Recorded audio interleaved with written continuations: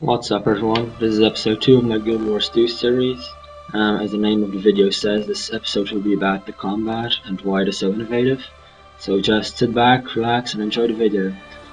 Also please don't forget to rate the video, comment the video and subscribe if you want to see more videos like these in the future. Thanks.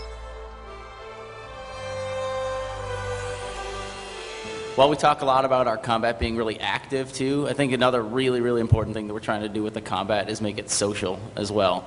And I don't know about everyone else, but I'm pretty tired of looking for groups. I'm pretty tired of homing projectiles, shooting at me, not being able to dodge out of the way, and all that stuff. And I think I'm pretty tired of clicking on red bars, watching red bars go up and down, and pressing buttons and pressing 1 1 1 1 1 1 1 1 1 2 1 1 2 1 1 3 1 1 1 1 2.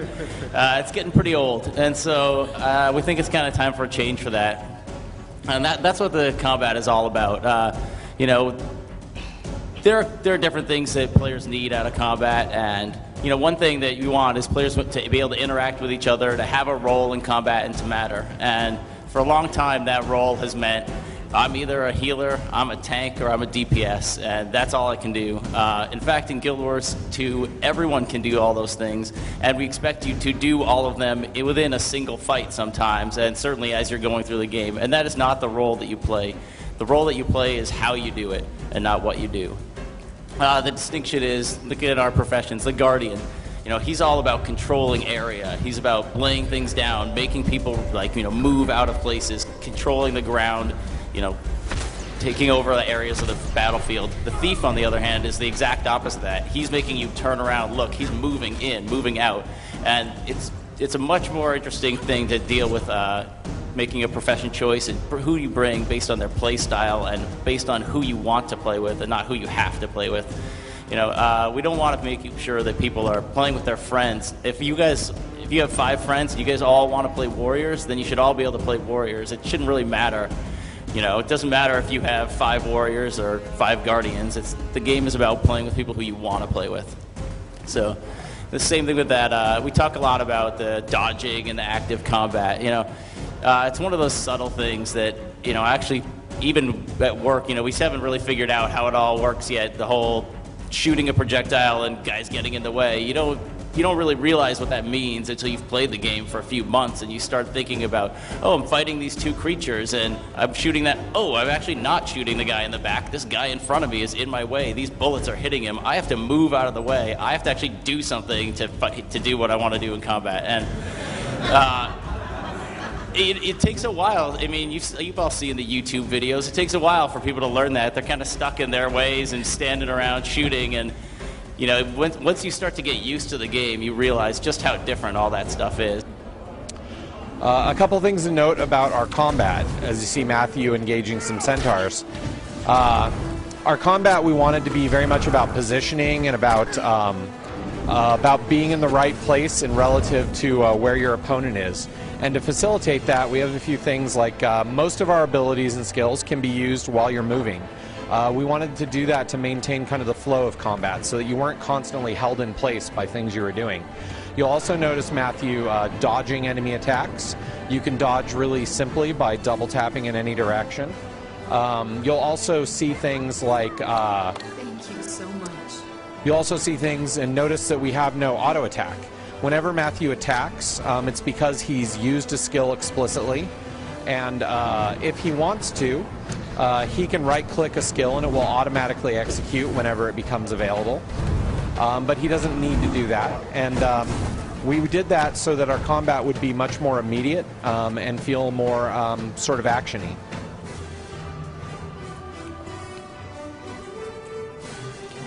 So I talked a little bit about how we want our combat to be very active, to be very dependent on position, and nowhere is that more true than with the thief profession. The thief profession is a very active profession that, because they don't wear heavy armor and their health, they don't have the most health in the game, they need to constantly be on guard and making sure that their attacks hit for the most, as well as that they are dodging incoming damage from monsters.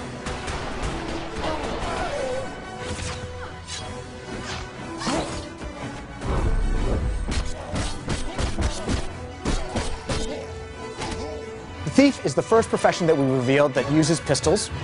Sarah here has equipped double pistols, which will allow her to do some devastating attacks. You'll see that one of the things, go ahead and show some dodging, because you're taking a ton of damage.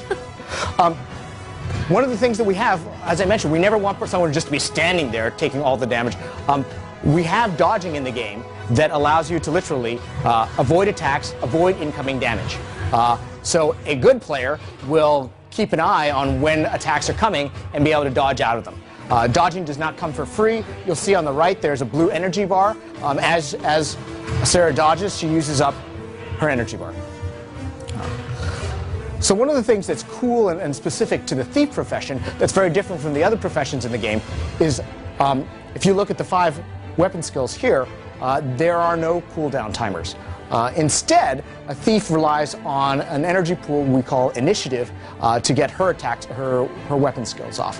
What this allows a thief to do is a thief has a lot more latitude to chain a bunch of attacks together if they decide, you know what, I want to do a really high damage finale. One of the ways we do this is, let's go ahead and go back to Pistol Pistol and show Unload. Unload is a particularly powerful attack that because she's pulling off of her initiative and there's no cooldown, she can do 2 unloads back to back and really take a mob down quickly.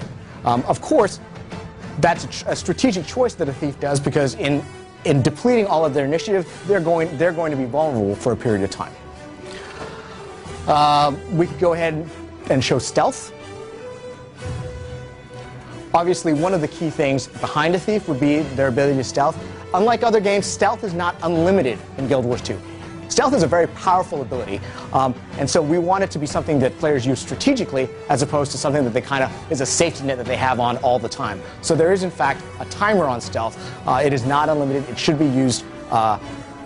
It should be used with careful forethought.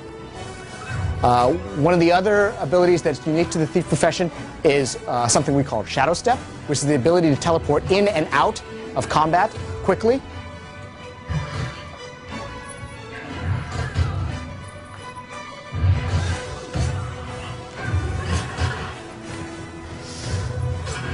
And what Sarah's showing now is that she's gone ahead and switched to Dagger Dagger, which provides another very powerful skill called Leaping Death Blossom,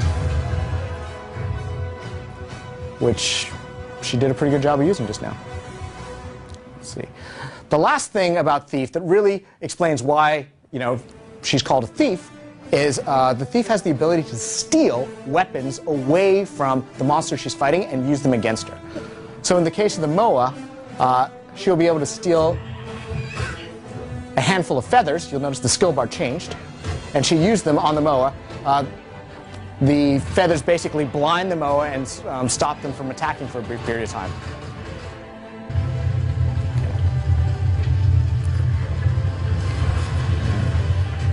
Oh, cool, Firewall. So Firewall is a great opportunity for us to talk about what we call our cross-profession combos. You'll notice we do not have to be grouped with any of these people. In fact, we are just ad hoc allying together because we are all after the same results in the dynamic event. We don't have to be partied together. But the cool thing about cross-profession combos is we have an elementalist who just dropped a firewall. And now, when Sarah positions her pistols and fires through the firewall, her projectiles will take on that fire damage and add additional damage to her attacks. Likewise, we talked a little bit about the Guardian. One of the cool things that a Guardian can do is lay down symbols. One of the symbols can enhance healing. The interesting thing that happens there is that if a thief were to go ahead and fire her pistols through that symbol, her bullets would carry that healing buff with them, so that any players who are near the mob when they get hit by the bullets get a healing buff. So as you can see, there's some cool kind of construction blocks to some very, very fun combat that can be done without having to be partied together. Here what we're showing is our down state. The down state, you do not die initially in Guild Wars 2. What you do is you enter a down state. From the down state, you get a new health bar, a limited health bar that starts ticking down, as well as a selection of skills that have the potential to defeat an opponent. If you are able to, in that last-ditch attempt, defeat that opponent, you will rally and spring back up. You will not go back to a waypoint to res. Likewise, one of the things that was shown just now, one of the players we were with tried to do, is revive us. The other important thing about our combat is, like I mentioned, we have no dedicated healing class. We felt it's very important that players be able to get back into the action really quickly. They don't have to sit around waiting for a healer to show up. Every profession has the ability to self-heal, as well as do some. Several of the opponents have other ways of healing their people in their group. The other thing is that players, as you'll see here, oh, maybe not, because they both got knocked down. But what you see here is a player trying to revive us. And all players can revive other players. Again, oh, they're trying. They're really trying. They're so close. Oh. That is just a chain. Yeah. Sometimes this is what happens. And it came in for the kill. But in a less difficult area, that other player would have been able to revive us. Again, it's not anything that's specific to any one profession. It keeps the combat flow going. You're not going to hit as many of these dead stops where we're like, oh, total wipe. You know, do we go back or not? No, you stay in the action.